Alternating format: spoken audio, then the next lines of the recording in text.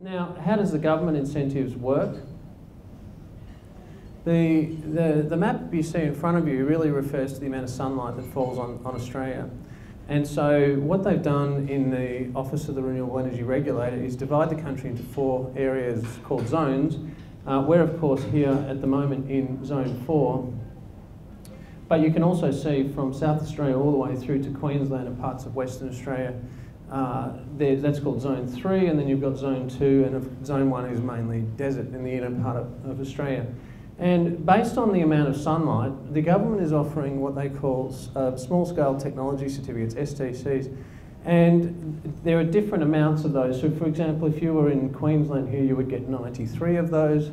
If you're in Victoria in Zone 4, you get 79. If you were in Darwin, you would get 107. And those certificates are worth $32 each. So when you get your solar system, what happens is you will sign a form on the day of the installation assigning your rights to those certificates to Eco Energy AGL, and of course they get sold on the market or redeemed. And they're worth between $2,500 and $3,000 depending on which part of the country you're in. But that is essentially the government giving a contribution to you towards the cost of your solar system.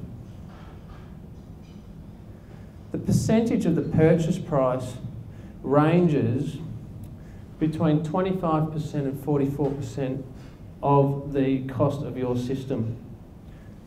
And the reason it ranges a little bit is because the government has a multiplier, a 3 times multiplier on the first 1.5 kilowatts, and from there a single multiplier onwards. So you'll find that nevertheless it's quite a substantial contribution towards the cost of your system regardless of the size you're buying.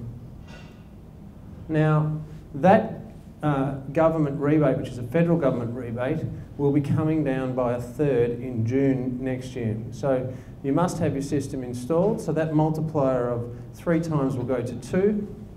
And essentially what will happen is the number of certificates will drop by about 26 certificates, which if you multiply that out by the $32 is around $832 to $992 in the Zone 3. So now we don't know what's going to happen to system prices overall. However, prices have come down a lot in the last 12 months, and so that will have an impact on the retail price of solar. And I should say last year when these dropped a little bit as well, there was a surge in demand towards the end. So it's probably best not to wait until we get close to that date to buy your solar system.